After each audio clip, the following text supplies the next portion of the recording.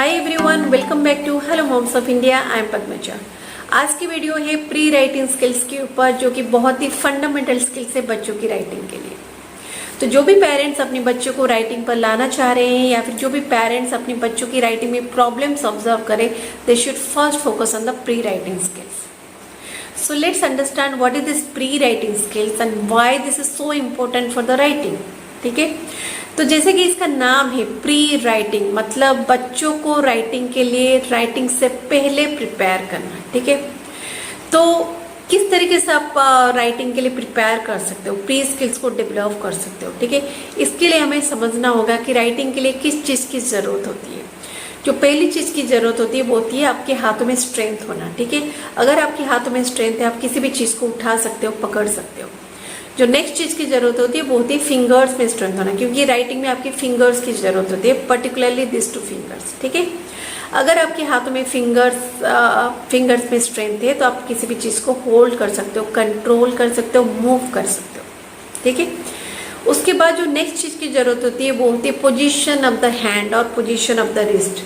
Normally writing के time पे आपकी जो रिस्ट की पोजीशन होती है वो होती है नीचे, जिसकी वजह से आप प्रॉपरली राइट कर सकते हो। ठीक है, और जो नेक्स्ट चीज़ की ज़रूरत होती है वो होती है आई हैंड कोऑर्डिनेशन। ठीक है, अगर बच्चों में आई हैंड कोऑर्डिनेशन होती है तो वो किसी भी चीज़ को देख के उसको कॉपी कर सकते हो, उसको इमिटेट कर सकते हैं और उसको ड्रॉ कर सकते हैं।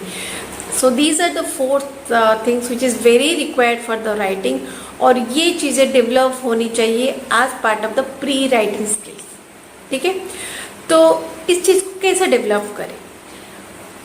सो before I go there, let's understand कि अगर ये चीज़ें नहीं होती है तो इससे प्रॉब्लम क्या हो सकती है, बच्चों को किस तरीके की प्रॉब्लम फेस करनी पड़ सकती है। ठीक है, तो जैसे कि मैंने बताया कि अगर बच्चों में हाथों में स्ट्रेंथ नहीं या फिर फिंगर्स में स्ट्रेंथ नहीं, तो आप किसी भी ऑब्जेक्ट को उठा नहीं सकते हो। ठीक है, आप अगर किसी चीज़ को उठा रहे हो तो instead of using finger 1 or 2 finger, you may need to use the complete finger.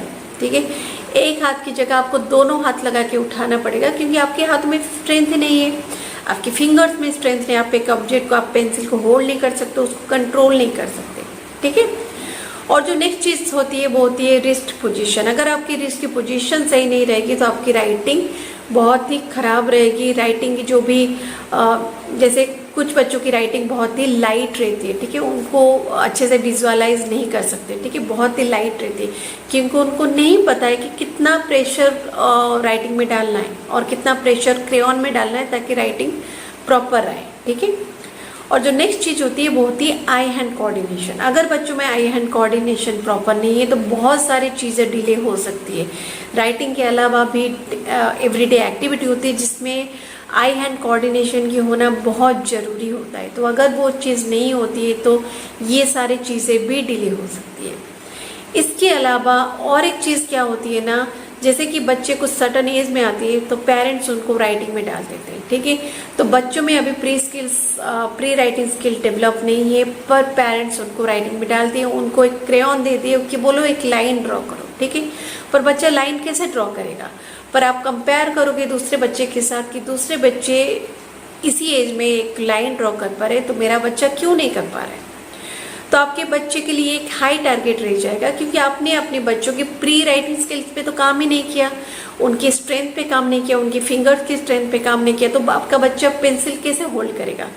तो आप ऑब्जर्व कर सकते हो, शायद उनकी होल्डिंग ऐसी हो या फिर ऐसे कुछ हो। ठीक है, तो जब पेंसिल की होल्डिंग ही प्रॉपर नहीं है तो एक्सपेक्टेशन जो रहेगी लाइन ड्रॉ करना वो बहुत ही हाई रह जाती है, और उससे बच्चों के ऊपर जो प्रेशर होती है वो हाई हो जाती है।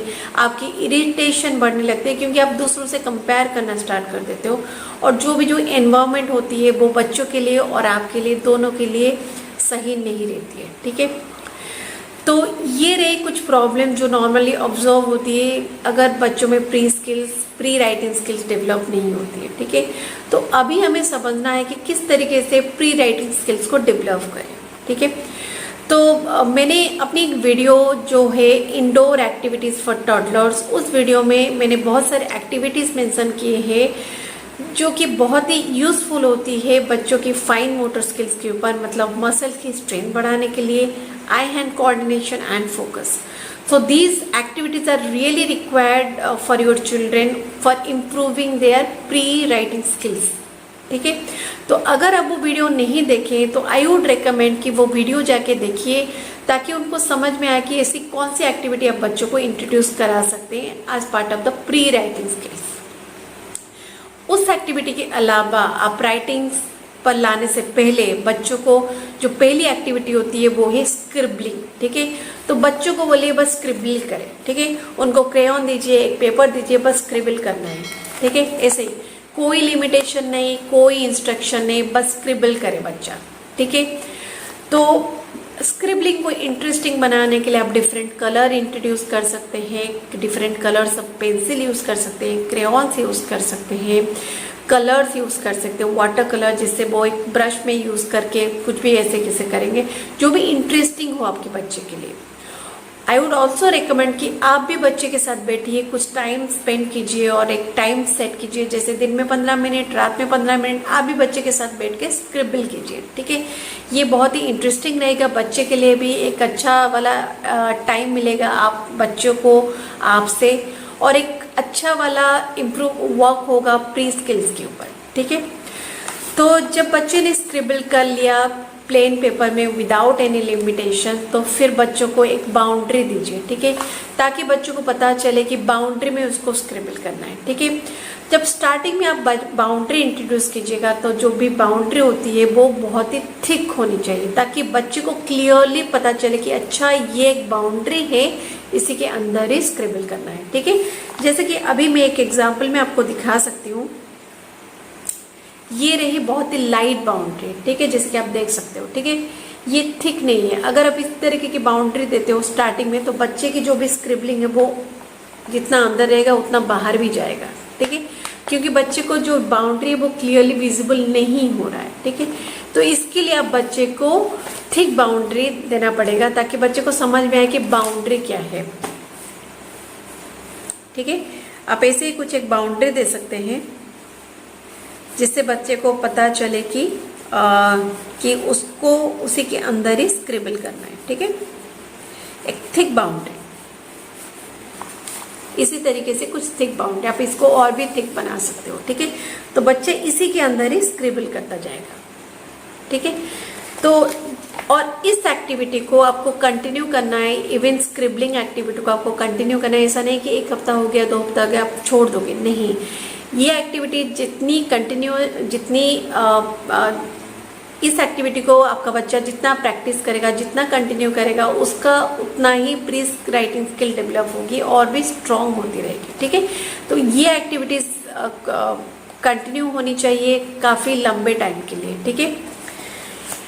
जब बच्चे ने थिक बाउंड्री पे स्क्रिबल करना कर लिया और बच्चों को पता चल गया कि अच्छा ये बाउंड्री इसके अंदर स्क्रिबल करना है, उसके बाद बच्चों को एक लाइट बाउंड्री दीजिए, ठीक है। अब बच्चे को इसी लाइट बाउंड्री में उसको स्क्रिबल करना है, ठीक है, क्योंकि बच्चे को कॉन्सेप्ट पता चल गया कि बाउंड्री का कॉन्सेप्ट क्या है, स्क्रिबल करना है, तो बच्चा भी इसी के अंदर स्क्रिबल करने की कोशिश करेगा, ठीक है।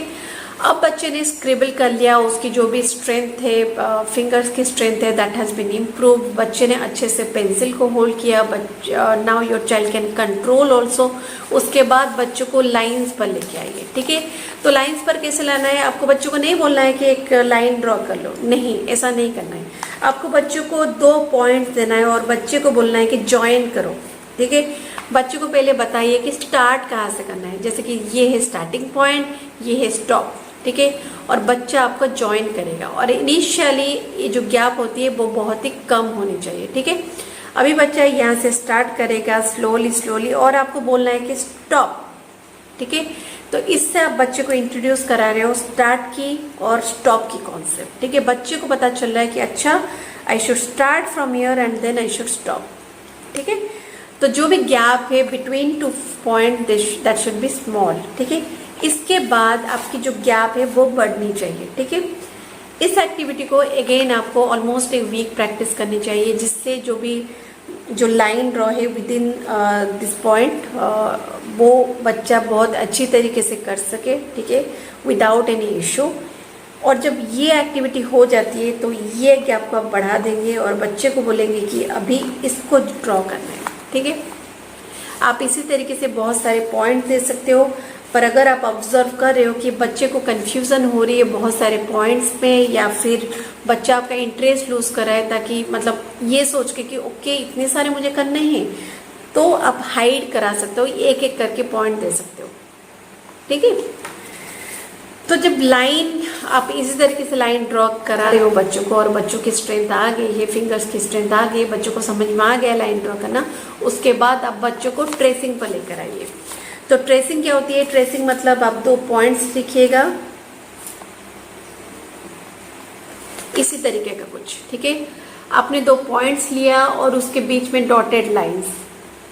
ठीक है, इसी तरीके से स्टार्ट पॉइंट, स्टॉप पॉइंट और उसके बीच में डॉटेड लाइन। अब बच्चा उस करेगा इसी पॉइंट से, slowly it will move and join the end point. ठीक है, ये होती है ट्रेसिंग। तो राइटिंग पर लाने से पहले बच्चों को जो भी ट्रेसिंग अंडरस्टैंडिंग है वो होनी चाहिए, बच्चा प्रॉपरली लाइन को ट्रेस कर सके। ठीक है, शुरुआत में जो भी ट्रेसिंग रहेगी वो सही नहीं रहेगी, पर इस एक्टिविटी को भी आपको कंटिन्यू करना है। इवन इफ यू सी कि बच्चा आपका प्रॉपरली ट्रेस कर पा रहा है, फिर भी आप कंटिन्यू कीजिए, जिससे जो भी प्री स्किल्स राइटिंग है वो और भी स्ट्रेंथन हो आपके बच्चों में। ठीक है, तो these are the pre writing skills जो आपके बच्चों में होनी चाहिए राइटिंग से पहले।